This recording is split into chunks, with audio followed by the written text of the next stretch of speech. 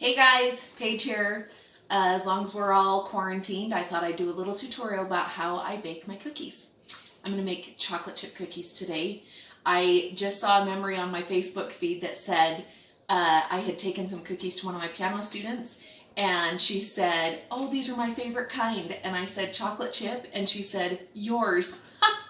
So, gonna just do a little tutorial. It's important to remember during this time of quarantine that it doesn't matter how much weight you gain because none of us can see each other anyway, so eat up.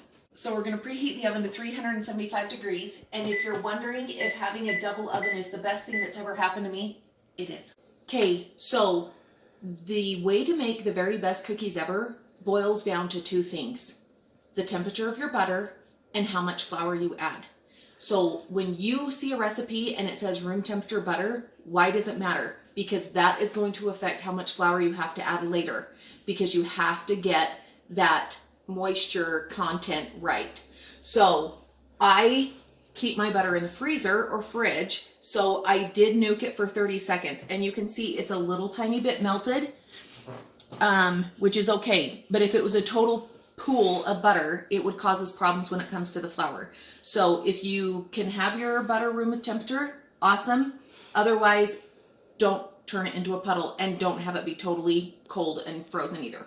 Okay, so for a single batch of cookies, we're going to put in 2/3 of a cup of butter and 2/3 of a cup of shortening. Now, some people will say, don't use shortening because it's not good for you. And to those people, I say, eat your celery and be sad. We're going to cream together our fats and then add our sugars next.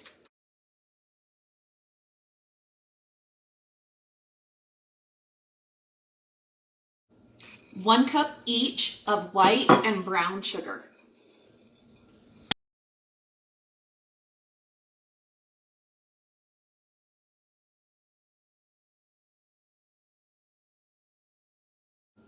Once that's all creamed together, we're going to put in our 1 teaspoon of salt and 1 teaspoon of baking soda. Then we're going to add our 2 teaspoons of vanilla and 2 eggs. Okay, so now it's time to add the flour, and this is so important. Adding flour is like getting a haircut in reverse.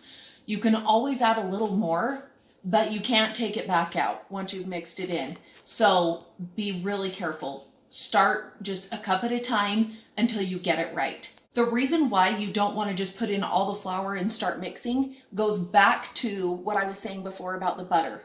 If the butter was a little soft, you might need a little more. If the butter was a little cold, you might need a little less. And so that's why you've got to be really careful about the flour. A lot of people think that getting the best cookies has something to do with baking powder versus baking soda or this versus that. It all comes down to the flour, and not what kind of flour you use, but how much you put in.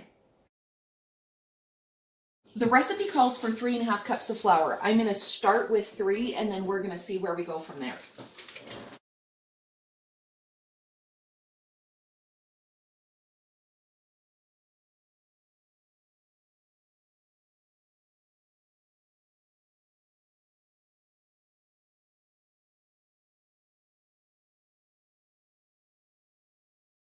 Okay, so if this was super crumbly, we would know that we'd already ruined it with too much flour.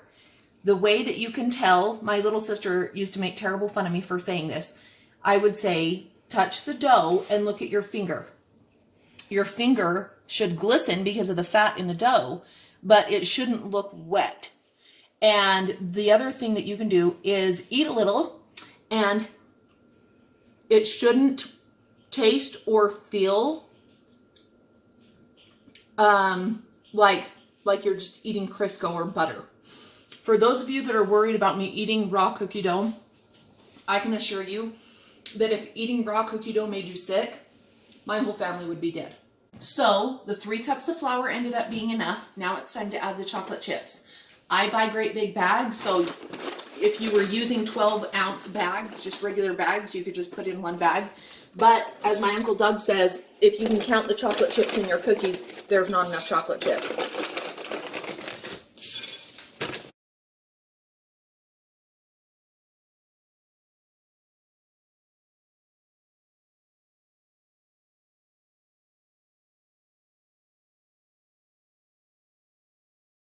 So what kind of chocolate chips to use? It's totally your own personal preference. Some people that love sweets will put in milk chocolate chip. Some people like the bitter of the semi-sweet against the sweet of the dough. So it's just totally up to you.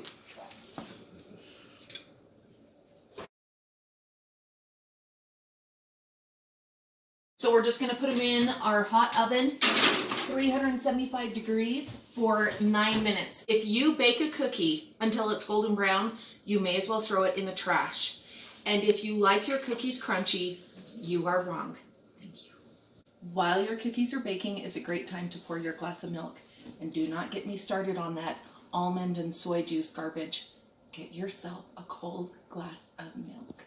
Okay, so when you look at your cookies, they should not be golden brown. If they're golden brown, you've already ruined them. No offense. The outside should not look wet and shiny. If they do, they're not done yet. I like my cookies just so that the outside is just done enough to hold the insides in. If you take them out of the oven and you feel like, oh, I feel like these are really marginal, just leave them on the hot pan for a bit.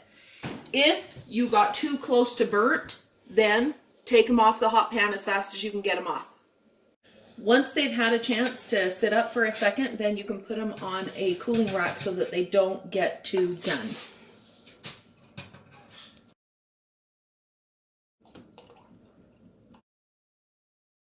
If you hurry fast enough, you can burn your mouth when you eat them because they're still so hot out of the oven. Enjoy.